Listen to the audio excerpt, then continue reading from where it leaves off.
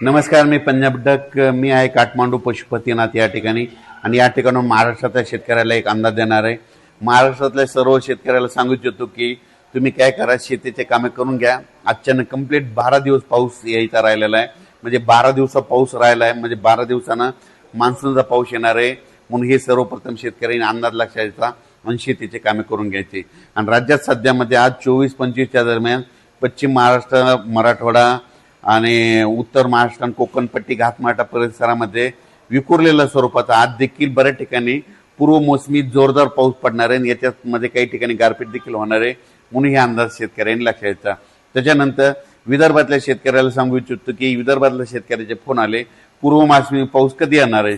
तर विदर्भातल्या सर्व शेतकऱ्याला सांगू इच्छितो की पूर्व मोसमी पाऊस तुमच्याकडं 26 मे पासून ते 5 जूनच्या दरम्यान चांगला पाऊस पडणार आहे. वेगवेगळ्या भागात विखुरलेल्या स्वरूपाचा खूप काही काही ठिकाणी ओढे नाले वाहतील असा विदर्भात देखील 26 मे ते 5 जूनच्या दरम्यान त्या 10 दिवसामध्ये पडणार आहे. सगळीकडे ती एकदा येणार नाही. म्हणून हे देखील विदर्भातल्या शेतकऱ्यांनी अंदाज लक्षात घ्यायचा. पण विदर्भातल्या शेतकऱ्याला सांगू इच्छितो की तुम्ही काय करा, शेतीचे कामे करून घ्या, शेत तयार करून घ्या. कारण की तुमची पेरणी जरा यावर्षी लवकर होण्याची चान्स आहे. कारण की यावर्षी पाऊस शॉर्टकट मार्गाने येत असल्यामुळं, मान्सून शॉर्टकट मार्गाने येत असल्यामुळे तुमच्याकडे देखील मोसमी पाऊस लवकर दाखल होणार आहे.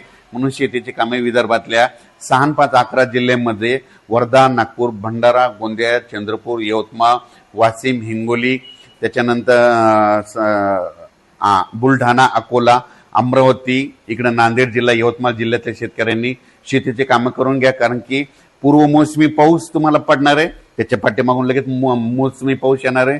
म्हणून तुमच्यासाठी खूप चांगलं वातावरण राहणार आहे. म्हणून हे देखील लक्षात घ्यायचं. परभणी जिल्ह्यातल्या शेतकऱ्यांनी देखील शेतीची कामे करून घ्यायची.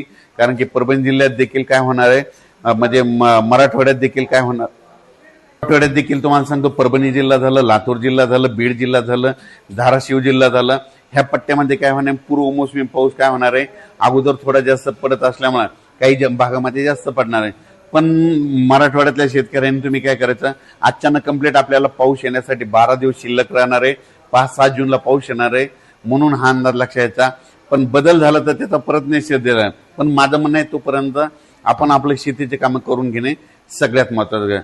उत्तर महाराष्ट्रातल्या शेतकऱ्यासाठी एक आनंदाची बातमी, उत्तर महाराष्ट्रातील काय होणार आहे, म्हणजे 26-27 मेच्या दरम्यान देखील पूर्व मोसमी पाऊस बरसणार आहे. आणि उत्तर महाराष्ट्रात देखील काय होणार आहे, म्हणजे 1 जूनच्या नंतर देखील बऱ्याच ठिकाणी तिकडल्या भागात देखील चांगला मान्सून पूर्व, नंदुरबार जिल्हा झाला, धुळे जिल्हा झाला, जळगाव जिल्हा झाला, नाशिक जिल्ह्यामध्ये पाऊस बरसणार आहे. म्हणून हे अंदाज लक्षात घ्यायचा. पण उत्तर महाराष्ट्रातल्या शेतकऱ्याला सांगू इच्छितो की तुम्ही काय करा, म्हणजे 5 जूनच्या अगोदर तुमचे शेतीचे कामं सगळे रेडी करून ठेवा. कारण की मान्सून पूर्व पाऊस बी बरसणार आहे आणि त्याच्या पाठीमागून मान्सून येईल. म्हणून यावर्षी पण सर्व शेतकऱ्याला सांगू इच्छितो की शेतीमध्ये पेरणी करत असताना, लागवडी करत असताना स्वतःचा निर्णय स्वतः घ्यायचा. जमिनीमध्ये ईदभर ओल गेल्याच्या नंतर तुम्ही पेरणीचा निर्णय घेऊ शकता. 4 बोट गेलं तर तुम्ही पेरणीचं पाणी पेरणीचा निर्णय घेणं हे तुम्ही तुमचं स्वतःचं ठरवायचं. आमच्यावर जबाबदारी नाही. तुम्ही तुमचा पेरणीचा निर्णय घ्या. आम्ही फक्त पाऊस सांगणार, पेरणी करायची की नाही करायची हे सगळं तुमच्या हातात राहील. म्हणून हे देखील सर्व शेतकऱ्यांनी लक्षात घ्यायचं. आणि एक सगळ्यात महत्त्वाचं एक सांगतो तुम्हाला, कोणता तज्ज्ञ सांगणार नाही, 1 जून नंतर महाराष्ट्रात पडलेला पाऊस हे मान्सूनचा गृहीत धरायचा आणि 31 मेच्या अगोदर जे पडेल त्याला अवकाळी असं समजायचं, हे मात्र गृहीत धरायचं. म्हणून काय करायचं, 1 जून नंतर जर तुमच्या शेतामध्ये चांगला ईदभर ओलीचा पावसाळा असला तर तुम्ही तुमचा पेरणीचा निर्णय घेऊ शकता. पण तुम्हाला सांगू इच्छितो, यावर्षी मान्सूनसाठी इतकं पोषक वातावरण कधीच नसतं. पण तुम्ही बघा, 30 आणि 31 तारखेला आपली केरळची देवभूमी हो, चांगला मान्सून सक्रिय होणार आहे. आणि ते सक्रिय झाले त्यानंतर 4 ते 5 दिवसात मध्ये 5-7 जूनच्या दरम्यान तो महाराष्ट्रात येऊ शकतो. म्हणून हे लक्षात घ्यायचं.